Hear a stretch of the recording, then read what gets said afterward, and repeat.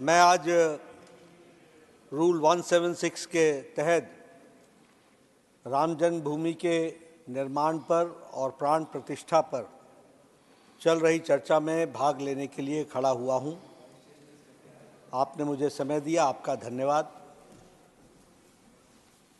जब हम राम जन्मभूमि और उसके प्राण प्रतिष्ठा की चर्चा करते हैं तो मेरे लिए यह कोई किसी विषय पर सिर्फ बोलना ही नहीं, मैं अपने आप को सौभाग्यशाली मानता हूं कि मुझे ऐसे पवित्र विषय पर इस सदन में बोलने का सौभाग्य प्राप्त हुआ और इस ऐतिहासिक विषय पर बोलने का सौभाग्य प्राप्त हुआ है। यह हम सब के लिए बहुत ही गौरवशाली घड़ी है। यह गौरवशाली पल है, समय है कि हम सब लोग अपनी आंखों से रामलला को विराजमान होते हुए उसकी प्राण प्रतिष्ठा को अपनी आंखों से हम सबको देखने का सौभाग्य मिला। इस ऐतिहासिक घड़ी के हम पार्ट एंड पार्सल बने। इस ऐतिहासिक घड़ी को हम सब लोगों ने अपने साथ आत्मसात किया। ये ईश्वरीय कृपा के बगैर संभव नहीं है। इसलिए हम सब लोगों को उस ईश्वर का धन्यवादी होना चाहिए जिसने हमें ये सौभाग्य दिया कि हम इसके इस मौके पर अपने आप को शामिल करें। 500 साल का लंबा संघर्ष 1528 से लेकर 2023 तक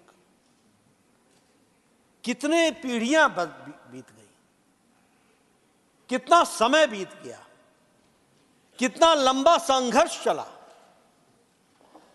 हम तो कहते हैं कि राम जी का वनवास 14 वर्ष का था, लेकिन राम जी का वनवास तो 500 साल का भी हुआ।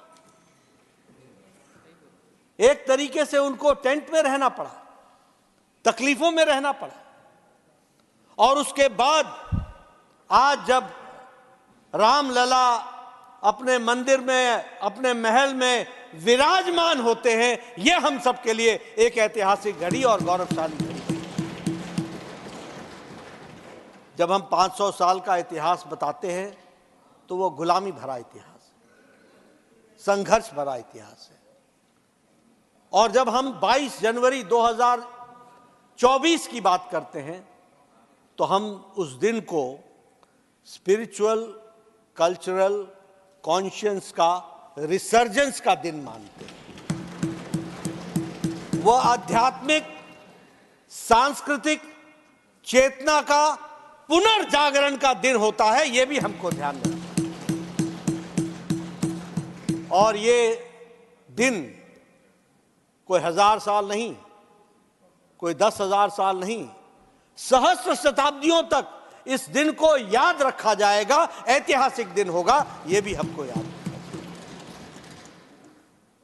भगवान राम, मर्यादा पुरुषोत्तम राम, ये इस देश की आत्मा है, ये इस देश का संस्कार है, ये इस देश की जीवन पद्धति है, यह इस देश की मर्यादाओं के बारे में चर्चा करने का नाम मर्यादा पुरुषोत्तम राम है। इसको हमको समझना चाहिए।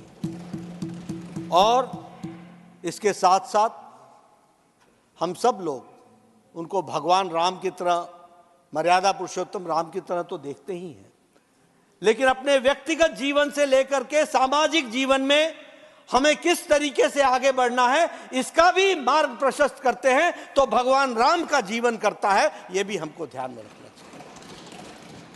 और भगवान राम सिर्फ सनातन धर्म में नहीं देखे जाते, अनेक धर्मों के ग्रंथों में राम विराजमान है। अनेक धर्मों के दृष्टि से राम को लोगों ने अपनाया है और अनेक देशों ने भी राम को अपना माना है। अगर हम गुरु ग्रंथ साहब की बात करें तो उसमें भी राम का, अन्य धर्मों की बात करें तो उसमें भी राम का उल्लेख मिलता है। और इसके साथ साथ अगर हम देश के दृष्टि से भी देखें तो थाईलैंड के जो राजा हैं वो किंग ऑफ द, उनको भी हम king hold of the Rama कहते हैं और 10th रामा कहते हैं। ये भी हमको ध्यान में रखना चाहिए। कहते हैं किंग, उसका टाइटल है the king Rama the 10th। ये थाईलैंड में राजा को कहा जाता है, इसके नाम से संबोधित किया जाता है। अगर हम बात करें तो इंडोनेशिया में जो मुस्लिम प्रधान देश है वहां भी रामायण प्रतिदिन ब्रॉडकास्ट होती है, वहां के टेलीविजन पे, वह भी सरकारी उसमें, उसको भी हमको ध्यान रखना चाहिए। और उसी तरीके से साउथ कोरिया की रानी की वंशावली भी राम से प्रारंभ होती है, यह भी हमको ध्यान में रखना चाहिए। इसलिए हम उसको संकुचित नहीं कर सकते। राम को हम संकुचित दृष्टि से राम को नहीं देख सकते और हमको उसको विराट रूप में देखना पड़ेगा, एक जीवन पद्धति के रूप में देखना पड़ेगा। यह हम सबको ध्यान में रखना चाहिए। मैं यहां यह भी कहना चाहूंगा कि ये जो 500 साल का संघर्ष है, इसमें अनेक राजाओं ने संघर्ष किया, जनता ने संघर्ष किया, साधु संतों ने संघर्ष किया, हमारे निहंग भाइयों ने संघर्ष किया और अभी का ताजा ताजा संघर्ष, हमारा पिछले 30 साल का संघर्ष आप सब लोगों ने देखा है। इस संघर्ष में अगर मैं 500 साल की बात करूं तो हजारों जिंदगियां गई हैं, हजारों ने अपने आप को आहूत किया है। और पिछले 30 साल की भाई अगर हम बात करें तो सैकड़ों में लोगों ने अपने आप को आहूत किया इस राम जन्मभूमि को, अपने रामलला को वहां विराजमान करने के लिए। सबसे पहले तो मैं अपनी ओर से, अपनी पार्टी की ओर से, और मैं समझूंगा कि हाउस का भी ये मत होगा कि उन तमाम लोगों ने जिन्होंने संघर्ष में अपना जीवन दिया है, उनके प्रति हम नमन करते हैं, उनको श्रद्धांजलि देते हैं, उनको श्रद्धा सुमन चढ़ाते हैं। हम सब लोगों ने, जहां तक हमारी पार्टी का सवाल है, भारतीय जनता पार्टी का सवाल है, हमने 1989 में पालमपुर के प्रस्ताव में इस बात को स्पष्ट किया था कि राम जन्मभूमि पर रामलला का विराट मंदिर बनने के रास्ते को हम प्रशस्त करेंगे। हमने 1989 में कहा था। उस समय लोग बोलते थे कि ये क्या बोल रहे हैं, कैसी बात कर रहे हैं, और हमने कहा था कि हम अपने प्रस्ताव के माध्यम से बताते हैं कि हम रामलला के मंदिर को बनाने के लिए हम मार्ग को प्रशस्त करेंगे। और उसको करने के लिए हम सब लोगों ने एक तरीके से एकजुटता होकर के इस कार्य को आगे बढ़ाने का काम किया। यह दीगर बात है कि जब सारा देश एकजुट था, जिसका प्रमाण हमको 22 जनवरी को देखने को मिला, दुनिया एकजुट हुई, सारी दुनिया ने एक माना, तो कुछ लोगों ने अलग राग भी अलापा और अलग तरीके से भी उसको देखने का प्रयास किया। और जब अलग तरीके से देखने का प्रयास किया तो उसमें रुकावटें डाली, रोड़ा डाला, अटकाना, लटकाना, भटकाना, रास्ते से अलग तरीके से ले जाना, यह भी हम लोगों ने देखा है। लेकिन मुझे वो भी समय याद है, मैं उस समय युवा होता था और युवा मोर्चा का अध्यक्ष था। जब उस समय हमने वो गोलियां भी देखी, वो लाठियां भी खाई, वो जेल के दर्शन भी किए, वो कार्यालयों की बंदी भी देखी, और वो दिल्ली में जो लोग कहते थे कि परिंदा भी नहीं फटकेगा, वहां आंदोलन भी देखा, वो भी हम लोगों ने समय देखा है। मैं उसका चश्मदीद गवाह हूं। इसलिए अध्यक्ष महोदय, सभापति महोदय, जब मैं खड़ा होकर के बोल रहा हूं तो मुझे इतनी खुशी हो रही है, और मैं जिसे मैं कहता हूं कि मेरे रोंगटे खड़े हो रहे हैं, क्योंकि मैंने वो सब, जितना वो संघर्ष का काल था, वो देखा है। हमने अटल जी का वक्तव्य देखा, हमने अड्डानी जी का संघर्ष देखा, हमने वो लाठियां चार्ज जब हुई वो देखी, हमने साधु संतों का संघर्ष देखा। लेकिन वही भला जो अंत भला, वो अंत भला हुआ और हम एक लंबी प्रक्रिया के बाद इस कार्य को हम कर सके हैं। यहाँ मैं ये भी कहना चाहूँगा कि सनातन धर्म ने और देश ने अपने धैर्य का भी पूरा परिचय दिया है। धैर्य के साथ अनेक विपदाएं आई, अनेक समस्याएं आई, हर तरीके की मुसीबतें आई, लेकिन जिस प्रकार मर्यादा पुरुषोत्तम राम थे, उसी तरीके से तमाम मर्यादाओं को रखते हुए रामलला को विराजमान करने का काम भारत के लोगों ने किया और भारतीय जनता पार्टी ने उसमें अपना योगदान किया। मुझे इस बात की भी खुशी है कि इसकी प्राण प्रतिष्ठा हमारे सम्माननीय भारत के यशस्वी प्रधानमंत्री श्री नरेंद्र मोदी जी के कर कमलों द्वारा, यह हम सबके लिए गौरव का विषय है। ये सबसे उचित घटना घटी जब भारत का प्रधान सेवक, जब भारत का प्रधान प्रशासक, जो सांसारिक होने के बावजूद भी सारे यम नियमों को मानता हुआ एक सन्यासी का जीवन जीता हुआ वो प्राण प्रतिष्ठा करता है, यह हम सबके लिए गौरव का विषय है। और उनके कर कमलों द्वारा जब प्राण प्रतिष्ठा होती है तो मुझे वो भी समय याद आता है। देखिए, काल कैसे बदलता है, समय कैसे बदलता है और विचार भी कैसे बदलते हैं। एक वो समय था जब एक प्रधानमंत्री सोमनाथ की प्राण प्रतिष्ठा में जाना अपनी ग्लानि समझते थे, और एक ये भी समय आया जब प्राण प्रतिष्ठा के लिए, रघुनाथ के प्राण प्रतिष्ठा के लिए भारत के यशस्वी प्रधानमंत्री नरेंद्र मोदी जी अपने कर कमलों द्वारा, और उनके बराबर का उचित व्यक्ति, प्रधान प्रशासक, प्रधान सेवक और उसके साथ साथ पूरे यम नियम, सांसारिक व्यक्ति रहते हुए भी एक सन्यासी का जीवन जीते हुए, और जिन्होंने, गोविंद गिरि जी महाराज ने अपने वक्तव्य में इस बात को कहा, उन्होंने कहा कि यम तो 3 दिन का था, लेकिन प्रधानमंत्री जी ने 11 दिन का कठोर यम करने के बाद फॉर 11 डेज जमीन पर सोना, नारियल पानी का सेवन करना, अनेक स्थानों पर जाना, जहां जहां राम के जीवन में जिस जिस जगह का स्थान था, फिर चाहे वो गिलहरी का स्थान था या अन्य स्थान थे, सभी पूज्य योग्य स्थान पर आदरणीय प्रधानमंत्री जी का जाना, 11 दिन का तप करना और उसके बाद अपने कर कमलों द्वारा उस रामलला की प्राण प्रतिष्ठा करना, यह अपने आप में एक बहुत ही ऐतिहासिक समय और दिन को देखने का विषय बनता है, जिसको हमको ध्यान में रखना चाहिए। मैं यहां यह भी कहना चाहूंगा, ये भारत के लिए और हम सब के लिए और भारतीय जनता पार्टी के लिए ये राजनीतिक मुद्दा नहीं है, ये देश का मुद्दा है। हमने कभी इसमें से कोई स्कोर लेने की कोशिश नहीं की है, हमने कोई इसमें से कोई पॉलिटिकल एडवांटेज लेने की कोशिश नहीं की है।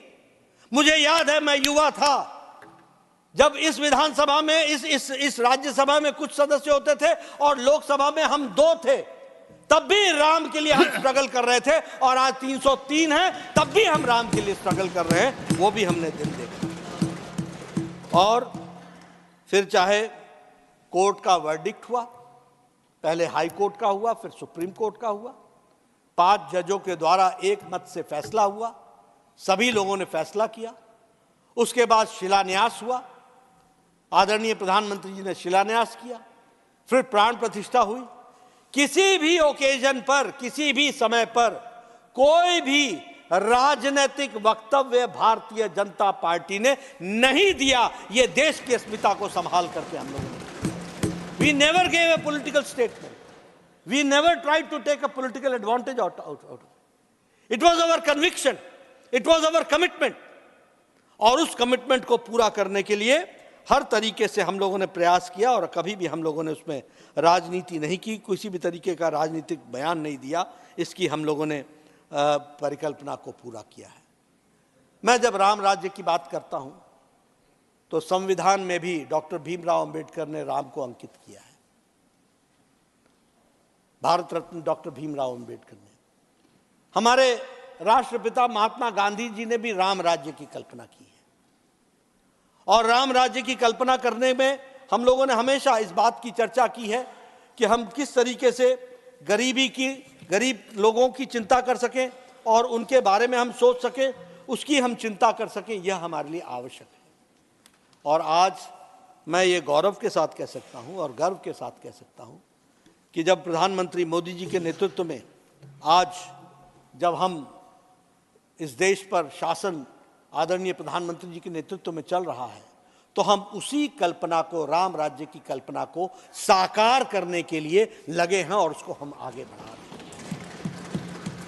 और फिर सिर्फ कहने के लिए नहीं कह रहा हूं, ये गांव गरीब, वंचित, पीड़ित, शोषित, दलित, महिला, युवा, किसान, इन सब के सशक्तिकरण का, इन सबको ताकत देने का काम आदरणीय प्रधानमंत्री जी के नेतृत्व में उनकी नीतियों ने और उनके कार्यक्रमों ने किया है।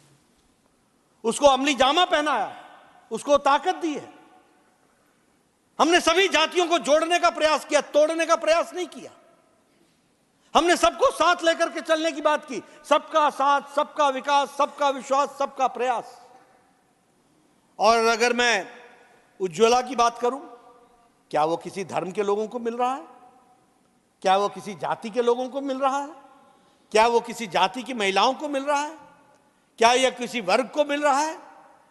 वो सबका साथ, सबका विकास का स्पिरिट है, इसको हमको समझना चाहिए। वो उजाला योजना, वो सौभाग्य योजना, कभी हम लोगों ने सौभाग्य योजना में वो 2.5 करोड़ घरों को देखा कि किस जाति के हैं? वो उजाला योजना, हमने कभी सोचा कि ये 18,000 गांव किस जातियों के गांव हैं? हमने कभी नहीं सोचा। सबके विकास के लिए, सबको आगे बढ़ाने के लिए उस काम को आगे बढ़ाने का काम किया। प्रधानमंत्री गरीब कल्याण अन्न योजना, अब जब मैं प्रधानमंत्री गरीब कल्याण अन्न योजना बोलता हूं तो 80 करोड़ की जनता, ये किसी जाति की है क्या? ये किसी धर्म की है क्या?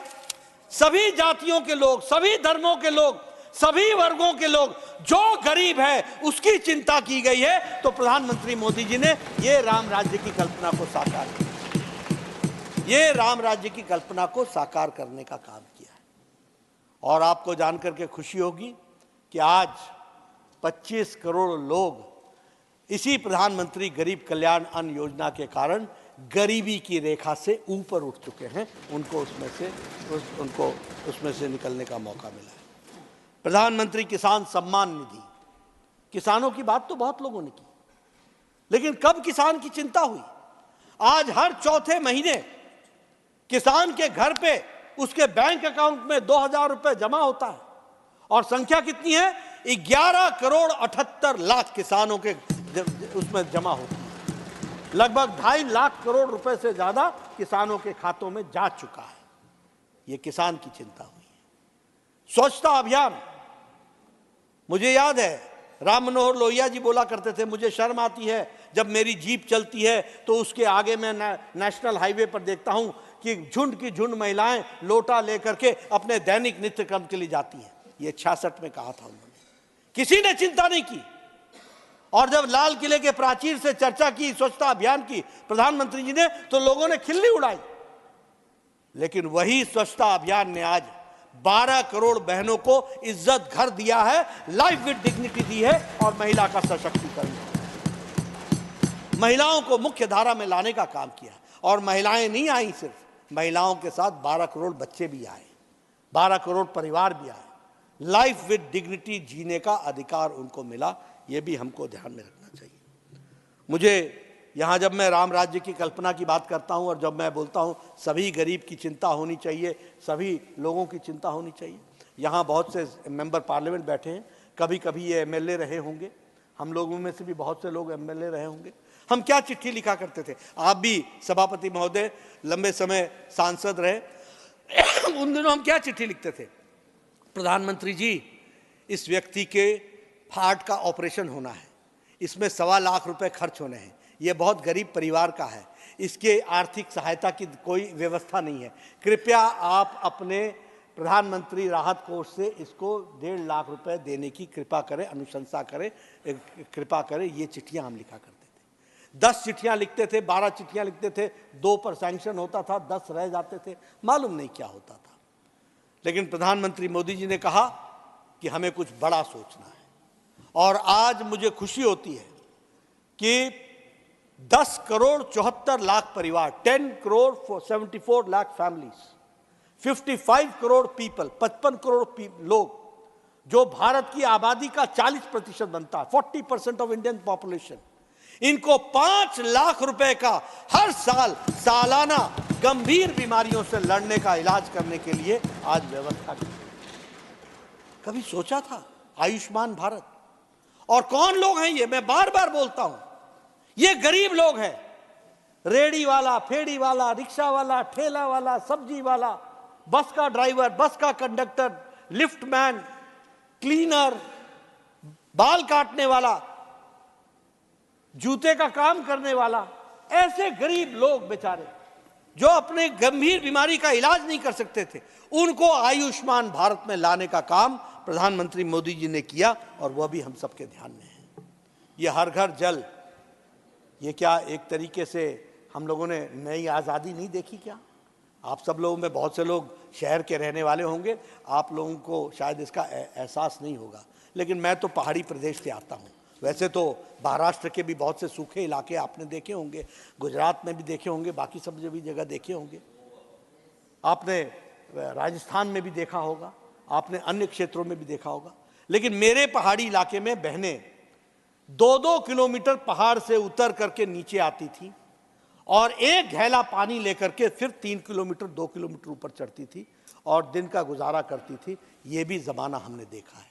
और आज मुझे खुशी होती है कि आज हर घर नल, हर घर जल, ये पहुंचाने का निर्णय लेकर के इसको भी पूरा करने का काम जो है उसको करने का काम किया गया है।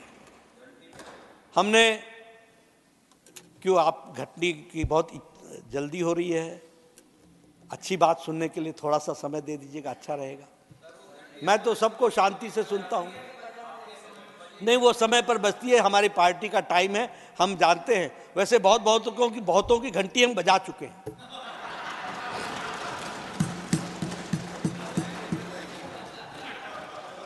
राम राज्य नहीं चाहिए। जहां तक नारी शक्ति का वंदन का सवाल है, 30 years this parliament waited, 30 years, and it is under Prime Minister Narendra Modi ji that within 3 days नारी शक्ति वंदन विधेयक पास हो गया और वह नारियों को शक्ति मिल गई। यह भी हमने देखा। अगर मैं किसान की बात करूं, फर्टिलाइजर की बात करूं, तो किसी के ध्यान में ही नहीं था कि नीम कोटेड यूरिया के माध्यम से हम किसानों को ताकत दे सकते हैं। और अब तो हम नैनो फर्टिलाइजर की तरफ जा रहे हैं, जहां बोरी की जगह पर एक छोटी सी बोतल में वो फर्टिलाइजर आएगा। एक क्रांति के तरफ हम आगे बढ़ रहे हैं। जनधन योजना का मजाक उड़ाया गया। मैं यहां ऑन रिकॉर्ड लाना चाहता हूं, Mrs Gandhi brought nationalisation of banks in 1971-72 और कहा था कि गरीबी की चिंता होगी, गरीबों की चिंता होगी और बैंक के दरवाजे गरीबों के लिए खुले रहेंगे।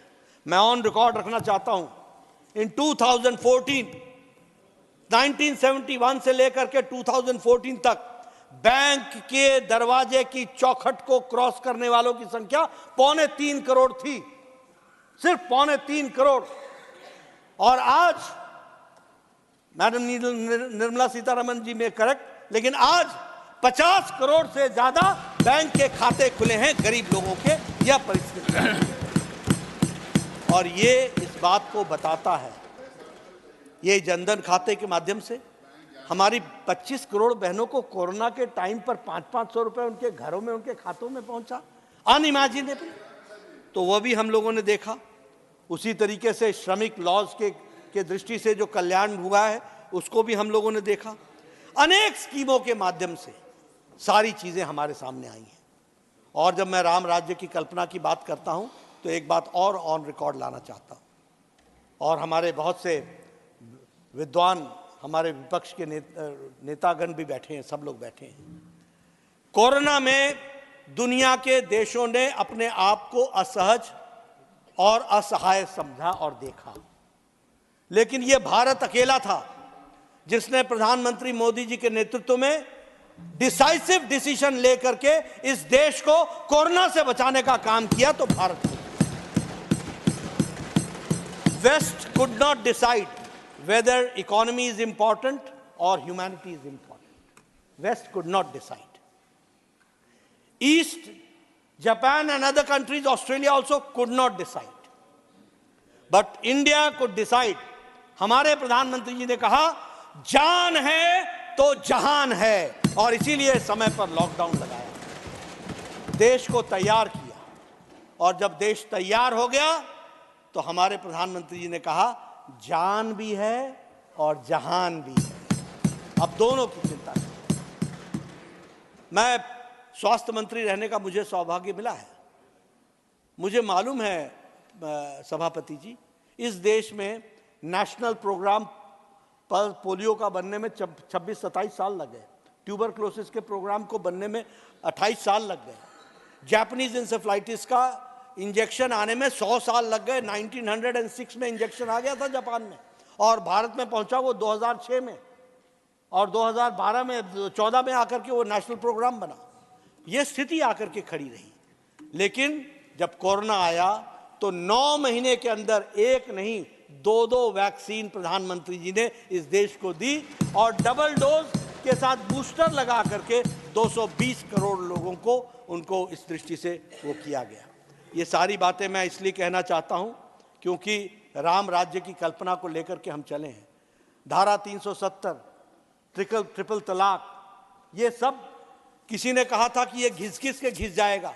उनकी राजनीति घिस गई, पर 370 नहीं घिसा। उसको घिसने के लिए आदरणीय प्रधानमंत्री मोदी जी का इच्छा शक्ति लगी, तब जाकर के धारा 370 गई। और उसी तरीके से ट्रिपल तलाक सुप्रीम कोर्ट ने कहा था। हमारे सामने शाबानों का केस भी है। आज ये राम राज्य की तरफ हम आगे बढ़ते हैं तो हमको दिखता है कि ट्रिपल तलाक में हमारी मुस्लिम बहनों को भी आज़ादी के साथ जीने का अधिकार मिला है। इस बात को भी हम ध्यान में रखें। अध्यक्ष महोदय, सभापति जी, मैं आपका ज़्यादा समय नहीं लेना चाहता। मैं सिर्फ इतना ही कहना चाहता हूं कि यह ऐतिहासिक पल है जब रामलला विराजे हैं, और ये जो स्पिरिचुअल कॉन्शियंस का रिसर्जेंस हुआ है, ये जो कल्चरल कॉन्शियंस का रिसर्जेंस हुआ है, ये आध्यात्मिक चेतना का जो रिसर्जेंस हुआ है, ये 22 जनवरी को सदा सदा याद किया जाएगा। और प्रधानमंत्री मोदी जी की इच्छा शक्ति और उनकी इच्छा शक्ति और दृढ़ शक्ति का भी इसमें परिचय हम सबको मिलेगा, ये मैं कहना चाहूँगा।